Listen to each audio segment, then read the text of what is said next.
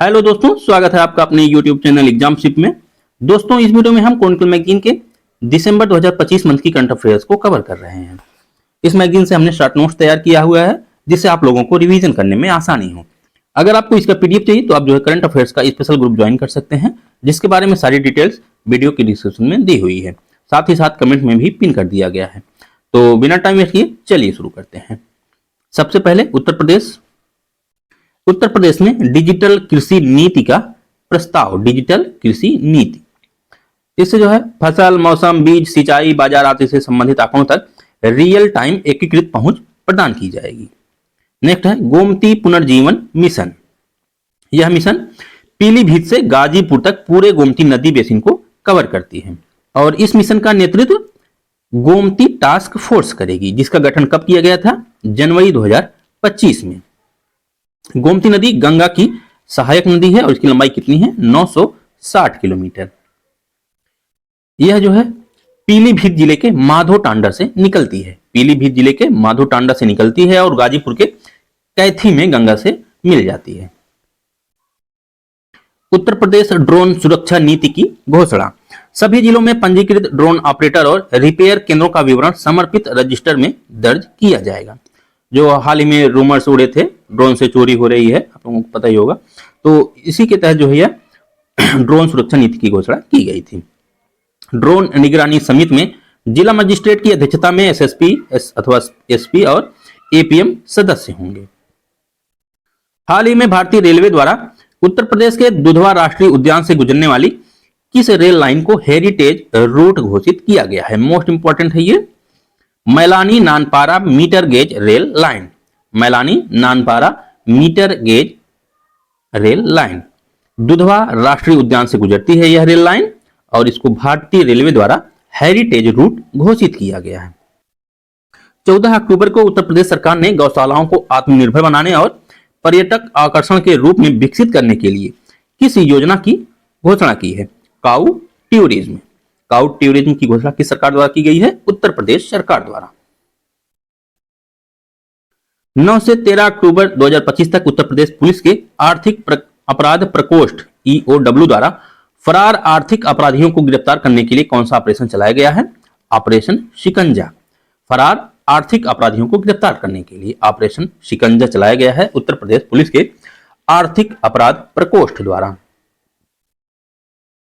मुख्यमंत्री योगी आदित्यनाथ ने गोमती नदी के अबाध प्रवाह और पारिस्थितिक पुनर्स्थापन को सुनिश्चित करने के उद्देश्य से किस मिशन की घोषणा की? गोमती पुनर्जीवन मिशन, जिसको आपने ऊपर देखा भी। किस राज्य सरकार ने राज्य के सभी मंडल मुख्यालयों पर दिव्यांग पुनर्वास केंद्र स्थापित करने के निर्देश दिए हैं? उत्तर प्रदेश सरकार ने सभी मंडल मुख्यालयों पर दिव्यांग पुनर्वास केंद्र स्थापित किया जाएगा। 18 अक्टूबर को लखनऊ स्थित ब्रह्मोस एरोस्पेस इकाई में निर्मित ब्रह्मोस मिसाइलों की पहली खेप को किसके द्वारा रवाना किया गया? रक्षा मंत्री राजनाथ सिंह और मुख्यमंत्री योगी आदित्यनाथ द्वारा। 6 से 7 अक्टूबर को अंतर्राष्ट्रीय बौद्ध परिसंघ द्वारा संस्कृति मंत्रालय और अंतर्राष्ट्रीय बौद्ध शोध संस्थान के सहयोग से अंतर्राष्ट्रीय अभिधम्म दिवस का आयोजन कहां पर किया गया? अंतर्राष्ट्रीय अभिधम्म दिवस का आयोजन गौतम बुद्ध विश्वविद्यालय ग्रेटर नोएडा में किया गया। हाल ही में लखनऊ नगर निगम ने भारत का पहला पशु जन्म नियंत्रण प्रशिक्षण केंद्र एबीसी कहां स्थापित किया है? जरहरा उत्तर प्रदेश में। 5 अक्टूबर को हिंदुस्तानी शास्त्रीय संगीत के दिग्गज पंडित छन्नूलाल मिश्र का 89 वर्ष की आयु में निधन हो गया। उसका संबंध संगीत के किस घराने से था? बनारस घराने से। अन्य राज्यों का देख लेते हैं। बिहार में मुख्यमंत्री महिला रोजगार योजना के तहत 25 लाख महिलाओं के लिए 2500 करोड़ रुपए जारी किए गए। इंदौर के गौतमपुरा में पारंपरिक हिंगोट युद्ध उत्सव मनाया गया। हिंगोट युद्ध उत्सव कहां पर मनाया गया? इंदौर में। मध्य प्रदेश में किडनी फेल होने की घटनाओं के बाद जहरीले रसायन डीईजी युक्त कोल्ड्रफ सिरप पर पूर्ण प्रतिबंध लगाया गया और तमिलनाडु सरकार की जांच में कोल्ड्रफ सिरप के नमूनों में 48.6% डाइथिलीन ग्लाइकाल पाया गया, जो अत्यधिक विषैला रसायन है।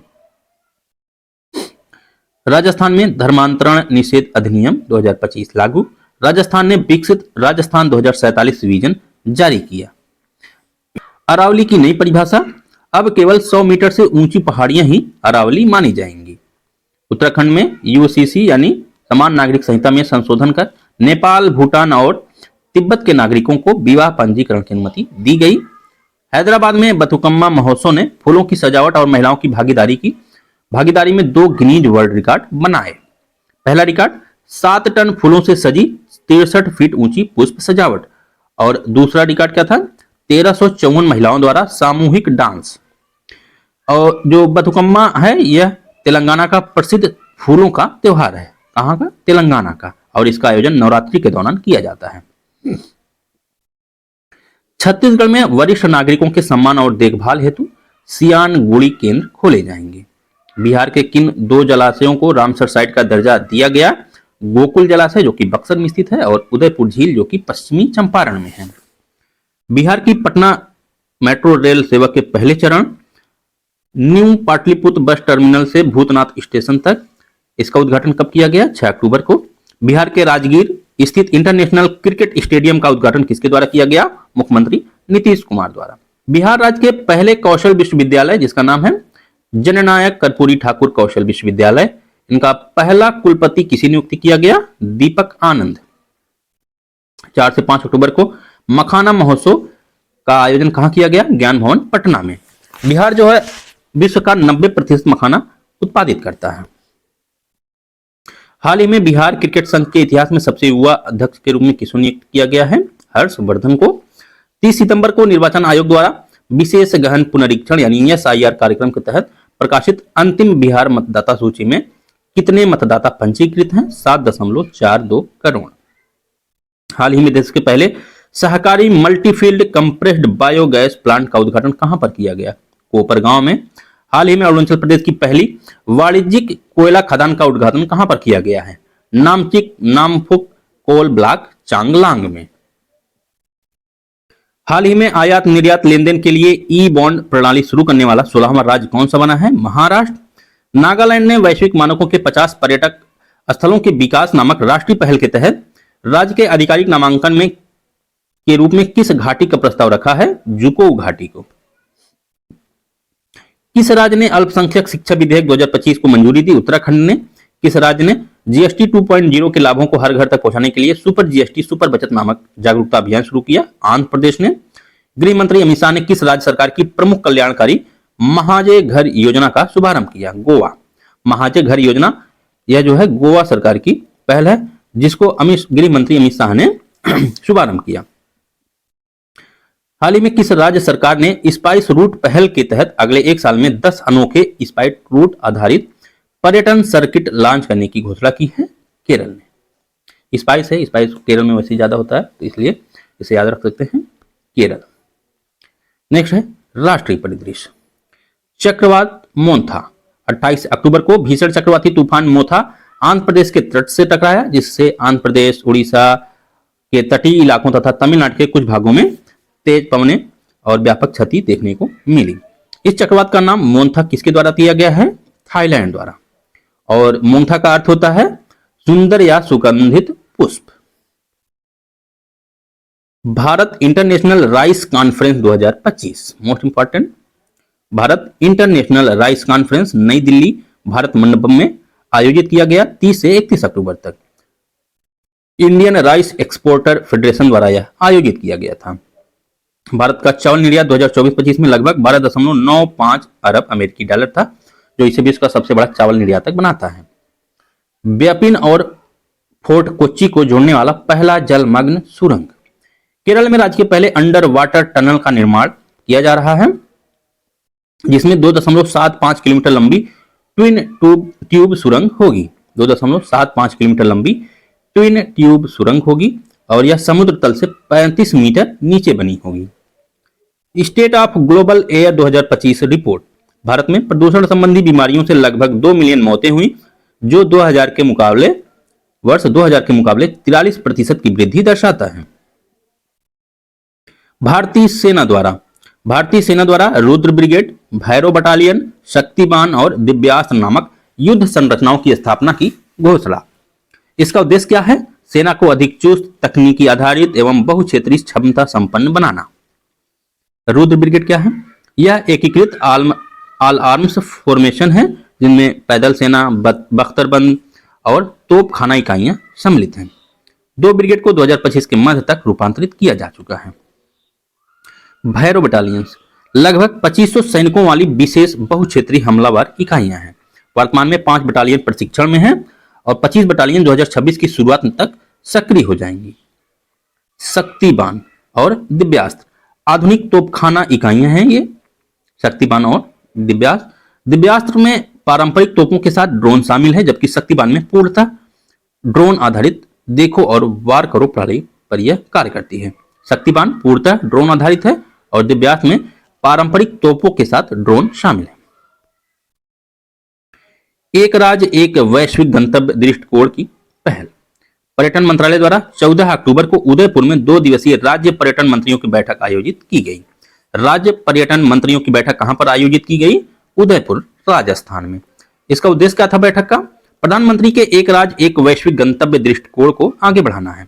जो एक राज्य एक वैश्विक गंतव्य दृष्टिकोण था, यह पहली बार केंद्रीय बजट 2025-26 में घोषित की गई थी।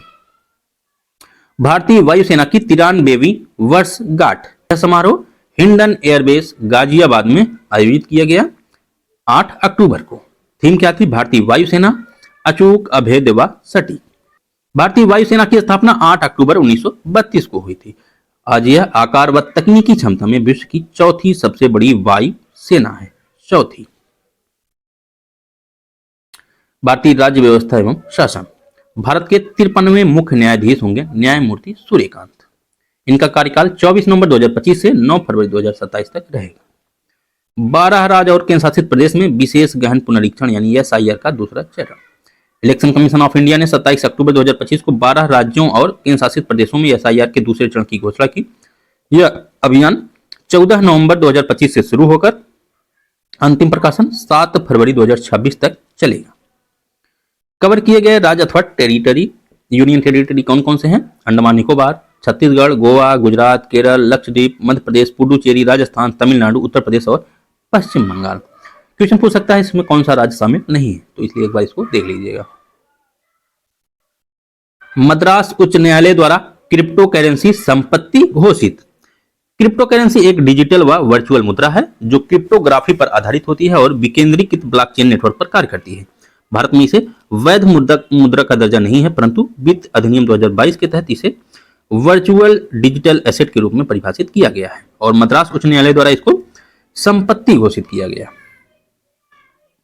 चुनाव आयोग द्वारा चुनावी अभियान में AI जनित सामग्री के लिए गाइडलाइंस जारी।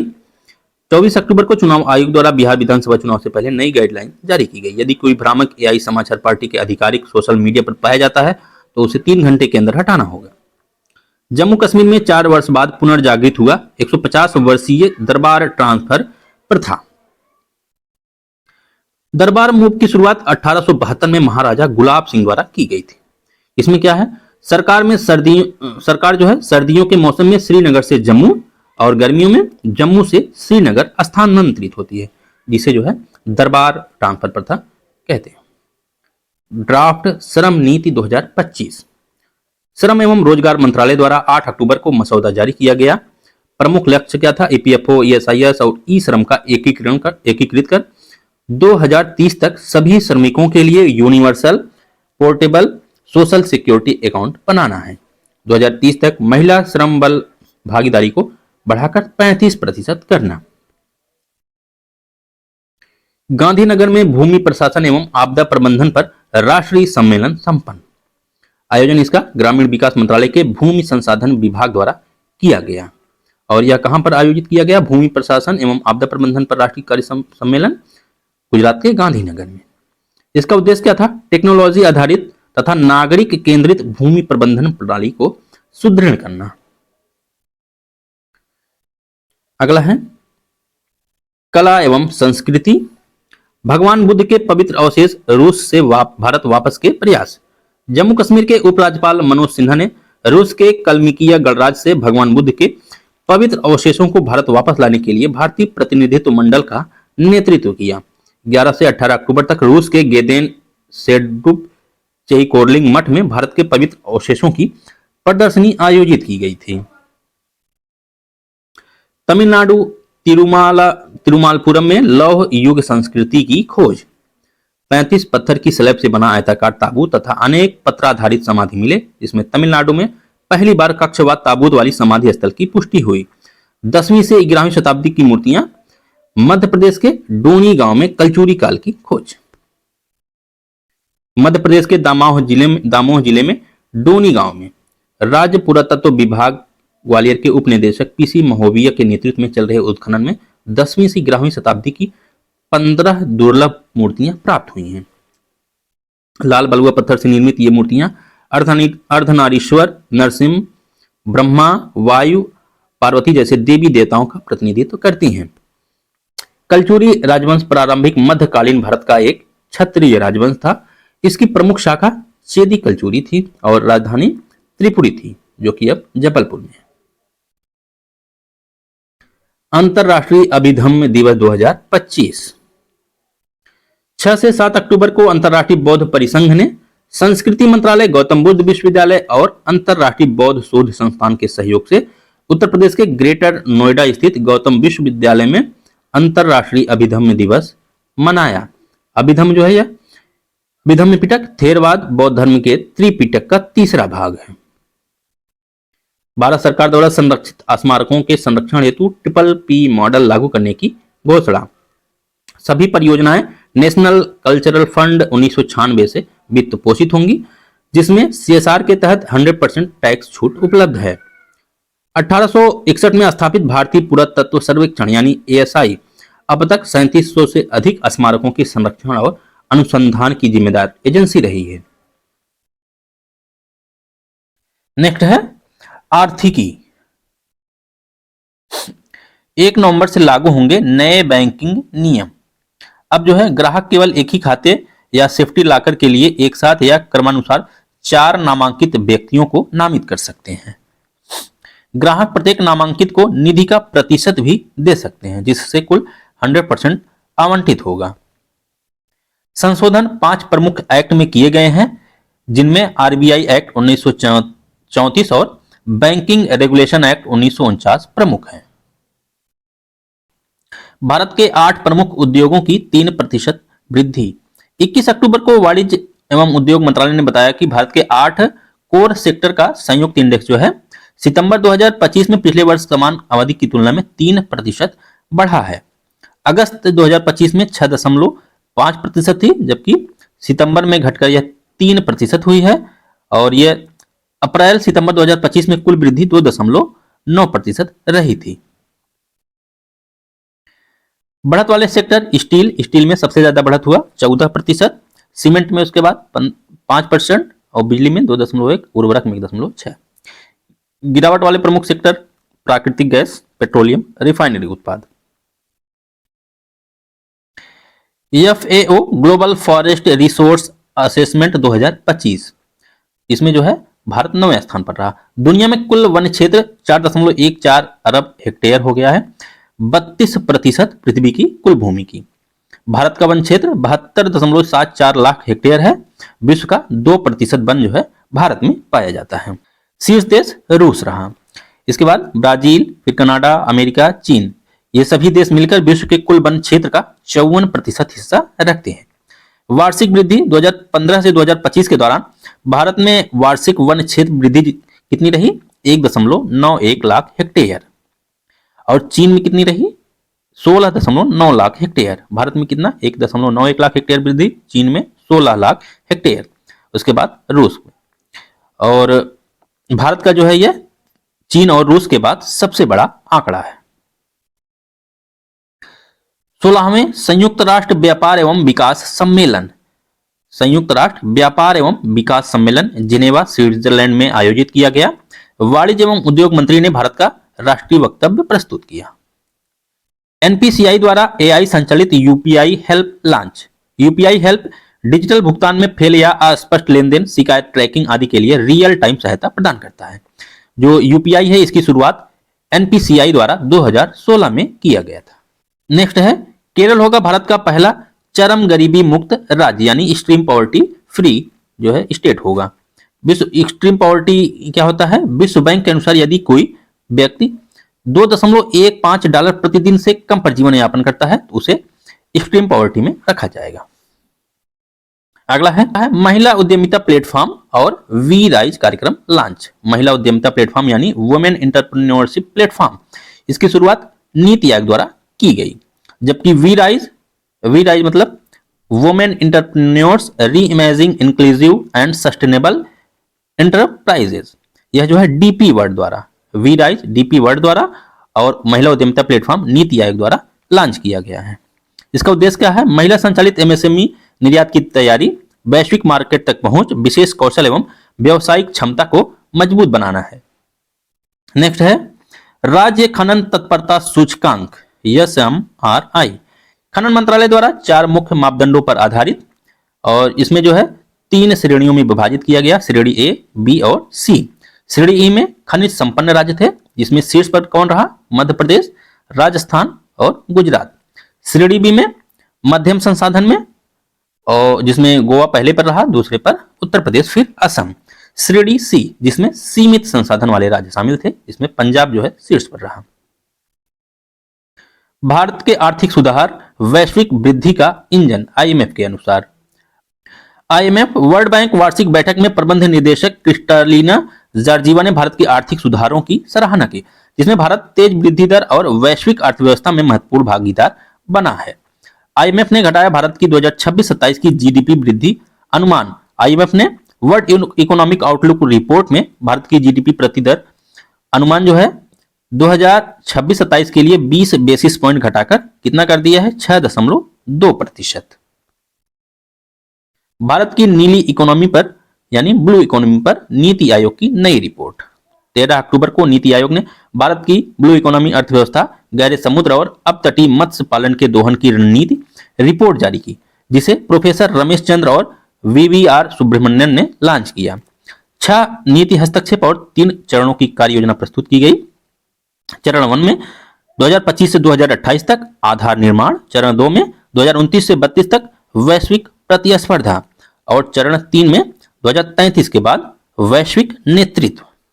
भारत जो है विश्व का दूसरा सबसे बड़ा मछली उत्पादक और वैश्विक उत्पादन में 8% योगदान देता है।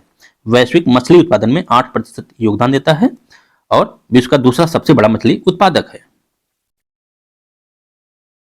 नेक्स्ट है अंतरराष्ट्रीय परिदृश्य। भारत अमेरिका रूसी तेल आयात विवाद। अक्टूबर 2025 में अमेरिकी राष्ट्रपति ट्रंप ने दावा किया कि पीएम मोदी ने रूसी तेल आयात पूरी तरह बंद करने का वादा किया है, जिसे भारत ने भ्रामक बताकर खारिज कर दिया। कुनार नदी पर डैम निर्माण का आदेश। अफगानिस्तान के तालिबान सुप्रीम लीडर हिबातुल्लाह अखुंदाजा ने कुनार नदी पर डैम निर्माण का आदेश दिया है, और जो कुनार नदी है यह पाकिस्तान में प्रवेश करने वाली महत्वपूर्ण नदी है। कुनार नदी पाकिस्तान के चितराल क्षेत्र से प्रारंभ होकर अफगानिस्तान में काबुल नदी में मिल जाती है। वैश्विक तनाव के बीच रूस का परमाणु तैयारियों का अभ्यास।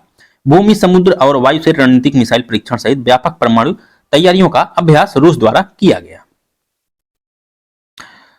नेक्स्ट है इजरायली संसद का पश्चिमी तट पर, यह तट है यानी वेस्ट बैंक पर अधिग्रहण विधेयक को प्राथमिक मंजूरी। इजरायली संसद सेनेट ने वेस्ट बैंक पर इजरायली कानून लागू करने वाला विधेयक पारित किया, और इसमें यूएई ने इसका जब विरोध किया और इसे रेड लाइन बताया। 2024 में इंटरनेशनल कोर्ट ऑफ जस्टिस ने इस क्षेत्र पर इजराइल के कब्जे को अवैध ठहराया था। ईरान की आतंक वित्त पोषण विरोधी संधि की पुष्टि। ईरान ने आतंकवाद के वित्त पोषण के दमन यानी CFT के लिए संयुक्त राष्ट्र के संधि की पुष्टि की है। ईरान 2020 से FATF की काली सूची में है।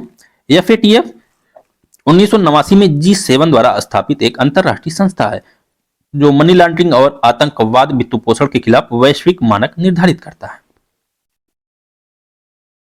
तुवालू का IUCN यानी international union for conservation of nature IUCN का 90वें सदस्य राज्य के रूप में प्रवेश। 22 अक्टूबर को तुवालू आधिकारिक रूप से IUCN का 90वां राज्य सदस्य बन गया। तुवालू 9 एटॉल और निम्न स्तरीय द्वीपों से बना है, जिसका कुल क्षेत्रफल 26 वर्ग किलोमीटर है। तुवालू की राजधानी क्या है? फुनाफुटी। नेक्स्ट है अंतरराष्ट्रीय समुद्री संगठन के वैश्विक कार्बन टैक्स का अमेरिका द्वारा विरोध। अमेरिका ने आईएमओ के वैश्विक शिपिंग कार्बन टैक्स जिसको आईएमओ ने प्रस्तावित किया है, इसका विरोध किया। ट्रंप ने इसे global green new scam tax करार दिया। आईएमओ यह संयुक्त राष्ट्र की एक एजेंसी है जिसकी स्थापना 1948 में की गई थी, जिसका उद्देश्य सुरक्षित शिपिंग नियामक ढांचा तैयार करना है। अफगानिस्तान पाकिस्तान सीमा तनाव पर भारत की कड़ी नजर। पाकिस्तान ने अफगानिस्तान भूमि से संचालित आतंकी हमलों के जवाब में अफगानिस्तान के अंदर हवाई हमले किए। भारत के विदेश मंत्रालय ने इसे गंभीर चिंता व्यक्त की। भारत मंगोलिया रणनीतिक साझेदारी। 15 अक्टूबर को पीएम नरेंद्र मोदी और मंगोलियाई राष्ट्रपति खुरेलसुख उखनावा के बीच नई दिल्ली में बैठक हुई। भारत ने मंगोलिया की पहली ऑयल रिफाइनरी के लिए $1.7 बिलियन की लाइन ऑफ क्रेडिट प्रदान की, जो 2028 तक चालू होगी। कूटनीतिक संबंधों के 70 वर्ष पूर्ण होने पर 10 प्रमुख समझौतों पर हस्ताक्षर किए गए। ये बैठक कहां पर हुई थी? नई दिल्ली में। मिस्र में अंतरराष्ट्रीय शांति शिखर सम्मेलन 13 अक्टूबर को मिस्र के शर्म अल शेख में आयोजित किया गया। अंतरराष्ट्रीय शांति शिखर सम्मेलन कहां पर आयोजित किया गया? मिस्र के शर्म अल शेख में। यह आयोजन 27 देश और अंतरराष्ट्रीय संगठनों की भागीदारी के साथ हुआ और भारत के विदेश मंत्री एस जयशंकर इसमें शामिल रहे। इसका उद्देश्य क्या था? गाजा युद्ध को समाप्त करना और ट्रंप की 20 बिंदु शांति योजना के दूसरे चरण को समर्थन देना। नेक्स्ट है विज्ञान एवं प्रौद्योगिकी। रासायनिक आपात स्थितियों हेतु प्रशिक्षण मॉड्यूल जारी। 23 अक्टूबर को केंद्रीय स्वास्थ्य सचिव द्वारा नई दिल्ली में लॉन्च किया गया। इसे एनडीसी यानी राष्ट्रीय रोग नियंत्रण केंद्र ने एनडीएमए और डब्ल्यूएचओ इंडिया के सहयोग से तैयार किया है। इसका उद्देश्य स्वास्थ्य पेशेवरों को रासायनिक आपदाओं जैसे भोपाल गैस त्रासदी के समय हुआ था, ऐसे आपदाओं के प्रबंधन व बचाव इलाज के लिए प्रशिक्षित करना है। डीप फेक व एआई कंटेंट लेबलिंग के लिए आईटी नियमों का संशोधन प्रस्ताव। इलेक्ट्रॉनिक एवं सूचना प्रौद्योगिकी मंत्रालय ने आईटी नियम 2021 में संशोधन हेतु ड्राफ्ट जारी किया। मुख्य प्रावधान एआई द्वारा बनाए गए कंटेंट, सिंथेटिकली जनरेटेड इंफॉर्मेशन पर अस्थायी मेटा डेटा टैग या लेबल लगाना अनिवार्य है। जो भी एआई से जनरेट किया जाएगा उस पे जो है एआई का लेबल या टैग लगा होना चाहिए। 50 लाख से अधिक उपयोगकर्ताओं वाले सोशल मीडिया प्लेटफॉर्म इसके लिए जिम्मेदार होंगे। सिनेपिक एसिड से मधुमेह घाव उपचार में नई संभावना। नागालैंड विश्वविद्यालय के शोधकर्ताओं ने इसे जो है डायबिटीज फुट अल्सर के लिए प्रभावी पाया है। सिनेपिक एसिड से यह विभिन्न खाद्य पदार्थों में पाया जाने वाला एक प्राकृतिक यौगिक है। सिनेपिक एसिड एक प्राकृतिक एंटीऑक्सीडेंट है जो SIRT1 मार्ग को सक्रिय करता है और नई रक्त वाहिकाओं के निर्माण में मदद करता है। चांग-ई 6 मिशन के नमूनों में दुर्लभ उल्का पिंड अवशेष की खोज। चीनी वैज्ञानिकों ने चांग-ई 6 द्वारा लाए गए चंद्रमा के नमूनों में दुर्लभ CI कंट्राइट उल्का पिंड के अवशेषों की पुष्टि की है। चांग-ई 6 मिशन जो है 2024 में चंद्रमा के साउथ पोल एर्टिकन बेसन से नमूना लाया था। इसका महत्व क्या है इस खोज की? यह सौरमंडल के आदिम इतिहास, जल और जीवन की उत्पत्ति के अध्ययन के लिए महत्वपूर्ण है। ओपन एआई का chat GPT Atlas browser launch. इसको जो है जो क्रोम ब्राउजर है उसके प्रतिद्वंदी के रूप में देखा जा रहा है, चैट जीपीटी एटलस। अगला है अस्थि सुशीरता यानी ओस्टियोपोरोसिस की रोकथाम हेतु आयुष मंत्रालय की आयुर्वेदिक पहल। 20 अक्टूबर को आयुष मंत्रालय ने विश्व अस्थि सुशीरता दिवस के अवसर पर वृद्धजनों और रजनोवृत्त महिलाओं के अस्थि सुशीरता यानी ओस्टियोपोरोसिस के बचाव के लिए आयुर्वेद आधारित जीवन शैली अपनाने का आग्रह किया। ओस्टियोपोरोसिस एक अस्थि रोग है यानी हड्डियों का रोग है जिसमें हड्डियां कमजोर और भंगुर हो जाती हैं। भारत का पहला स्वदेशी प्रतिजैविक, क्या नाम है इसका? नेफिथ्रोमाइसिन। बायोटेक्नोलॉजी विभाग यानी DBT और वॉक हार्ट फार्मा के सहयोग से इसे विकसित किया गया है। क्या नाम है इसका? नेफिथ्रोमाइसिन। यह विशेष रूप से निमोनिया जैसे श्वसन संक्रमणों और मल्टी ड्रग रेजिस्टेंस के रोगाणुओं के खिलाफ प्रभावी है। भारत का पहला स्वदेशी प्रतिजैविक यानी एंटीबायोटिक है नेथेप्रोमाइसिन, मोस्ट इंपॉर्टेंट है ये। चंद्रयान 2 द्वारा कोरोनल मास इंजेक्शन के चंद्र प्रभाव का पहला अवलोकन। चंद्रयान 2 के चेस 2 पेलोड में मई 2024 में सूर्य के कोरोनल मास इंजेक्शन का चंद्रमा के वातावरण पर प्रभाव दर्ज किया। कोरोनल मास इंजेक्शन के दौरान चंद्रमा के एक्सोस्फीयर में दबाव और न्यूट्रल परमाणु घनत्व में 10 गुना वृद्धि देखी गई। चेस 2 यह एक न्यूट्रल गैस मास स्पेक्ट्रोमीटर है।